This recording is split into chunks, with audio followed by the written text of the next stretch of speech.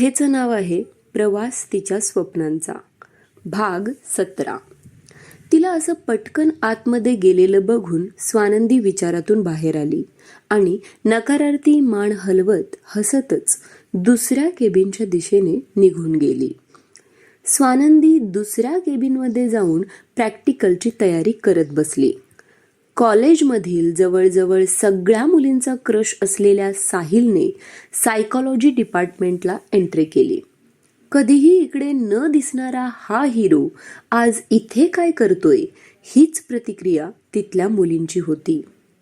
तो नेमका तिथे का आलेला आहे हे जाणून घ्यायची उत्सुकता आता प्रत्येकीला झाली होती. हा हिरो तिच्या हिरोईनला भेटायला आलाय बाबा, त्यामुळे तुमचा काही चान्स नाही. साहिल एक मजला चढत सायकॉलॉजी लॅबच्या समोर येऊन उभा राहिला. वाटेत कितीतरी मुलींनी त्याच्याशी बोलायचा प्रयत्न केला होता, त्यामुळे भरभर पावले टाकत जवळजवळ पळतच तो तिथपर्यंत पोहोचला होता.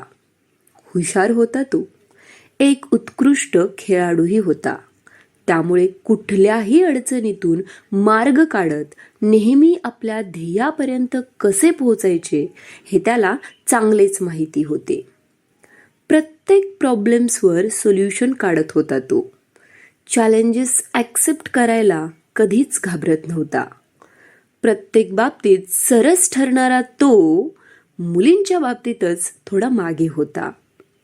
कधीच स्वतःहून कोणत्याच मुलीशी बोलायला जात नव्हता. समोरून मुलगी स्वतः बोलवायला आली तरी कमीत कमी आणि मोजकच बोलून तो पुढे निघून जात होता. असा स्वभाव होता त्याचा. माहिती नाही का, पण स्वानंदीच्या बाबतीत मात्र तो स्वतःला रोखू शकत नव्हता. ती फक्त एक नजर दिसावी म्हणून हा बिचारा काय काय करत होता.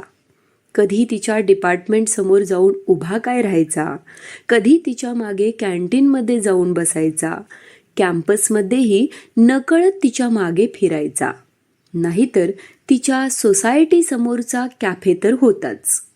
दुसरं कोणी बसू नये म्हणून हक्काचा तोच एक टेबल तिथे नेहमीसाठीच बुक करून ठेवला होता त्याने. कारण तिथून त्याला स्वानंदीच्या बंगल्याचे अंगण स्पष्ट दिसत होते. स्वानंदी अंगणात आली की त्याला नजरेस पडायची. तिथे नुसते बसून कसे चालेल म्हणून कॉफी पीत पीत अभ्यासही करायचा पठ्ठ्या. शेवटी एक स्कॉलर स्टुडंट होता तो. अजून किती आणि काय काय करत होता देव जाणो. साहिल आज डिपार्टमेंटमध्ये आलाय हे समजताच काही मुलींनी तर लॅब बाहेर घुटमळायला सुरुवात केली होती. साहिल लॅबमधून बाहेर पडल्यावर त्याला जवळून पाहता येईल म्हणून त्या कितीतरी वेळ तिथेच थांबून राहिल्या.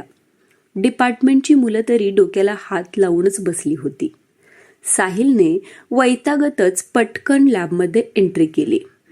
समोरचं टेबल होता, पण तिथे खुर्ची रिकामी होती. तो तसंच थोडा वेळ इकडे तिकडे पाहत उभा राहिला. पहिल्यांदाच आला होता तो सायकॉलॉजी लॅबमध्ये, त्यामुळे तिथल्या त्या छोट्या छोट्या केबिन बघून त्याला खूप भारी वाटले. वेगवेगळ्या पुस्तकांनी भरलेले एक शेल्फही होते तेथे. त्याला पुस्तक बघायची इच्छा झाली तसा तो उत्सुकतेने त्या भल्या मोठ्या शेल्फकडे जायला वळणार तोच HODच्या केबिनमधून वाडेकर मॅडम बाहेर आल्या. तसा साहिलही टेबलजवळ येऊन उभा राहिला. वाडेकर मॅडमची नजर त्याच्यावर पडली. तू साहिल खानविलकर ना, कॉलेजच्या बास्केटबॉल टीमचा कॅप्टन? वाडेकर मॅडमनी त्याला ओळखत त्याला प्रश्न केला. येस मॅम, साहिलनेही हसतच उत्तर दिले. छान खेळतोस हं तू, मी बघितलं आहे तुला खेळताना. बाकी खूप साऱ्या फॅन्स पण आहेत म्हणे तुझ्या, असं पण ऐकलंय मी, खरं आहे का ते? वाडेकर मॅडमनी भुवया उंचावत हसतच त्याला विचारले. असे काहीच नाही मॅम, ते तर आपलं. मॅडमचे बोलणे ऐकून साहिल कपाळावर 2 बोटे फिरवत हसूनच त्यांना प्रत्युत्तर देऊ लागला. असू दे असू दे. मॅडम हसतच त्याला मध्येच तोडत म्हणाल्या. बोल, इकडे कसा काय आलास? मला वाटतं तू पहिल्यांदाच आमच्या डिपार्टमेंटमध्ये आला असशील, हो ना? कारण याआधी कधीच तुला इथे बघितलं नाही, निदान मी तरी नाही. साहिलने होकारार्थी मान हलवली. बरं सांग, काय काम होतं इथे? मॅडम. तसे साहिलने जीन्सच्या पॉकेटमधून सकाळी ठेवलेले टोकन बाहेर काढले आणि ते टेबलवर ठेवले. ओ, अच्छा, प्रॅक्टिकलसाठी आला आहेस होय तू? छान छान. त्या समोरच्या केबिनमध्ये जा, तिथे आहे स्टुडंट, तिला जॉईन कर. वाडेकर मॅडमनी समोरच्या केबिनकडे इशारा करतच त्याला सांगितले. मॅडमनीच दाखवले त्या दिशेकडे बघत साहिलने एक दीर्घ श्वास घेतला आणि हळूहळू पावले टाकत पुढे निघाला. थोडे टेन्शन तर होतेच त्यालाही, कारण आज तो पहिल्यांदा त्याच्या स्वभावाविरुद्ध वागत होता. याआधी कधीच त्याने कोणत्याही मुलीला एंटरटेन केलं नव्हतं, ना कधी कोणत्या मुलीशी कामाव्यतिरिक्त स्वतःहून बोलला होता. पण स्वानंदीसाठी त्याने त्याचे सगळे नियम धाब्यावर बसवले होते. या गोष्टीचे त्याला स्वतःलाच खूप आश्चर्य वाटत होते. स्वानंदीला आज जवळून पाहता येईल, तिच्याशी थोडंफार बोलता येईल, या गोष्टीचा आनंद तर त्याला होताच, पण मनात एक प्रकारची भीतीही होती.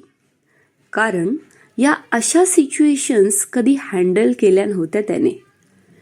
काय होईल ते बघू, असाच विचार सध्या त्याच्या डोक्यात सुरू होता. बाकी काहीच त्याला सुचत नव्हते, कारण फक्त आणि फक्त स्वानंदीचेच विचार त्याच्या डोक्यात घोळत होते. विचार करत करतच तो केबिन समोर जाऊन उभा राहिला. केबिनच्या आत स्वानंदी कॅन्डिडेटची वाट बघत बसली होती. सगळी तयारी तिने आधीच करून ठेवली होती. आल्या आल्या लगेच प्रॅक्टिकल सुरू करायचे म्हणून तिने सगळं व्यवस्थित मांडून ठेवले होते. वेळ घालवण्यासाठी ती मोबाईलमध्ये गेम खेळण्यात बिझी होती. तेवढ्यात केबिनच्या दारावर टकटक झाली. तसे स्वानंदीने दाराकडे बघितले. क्रमशः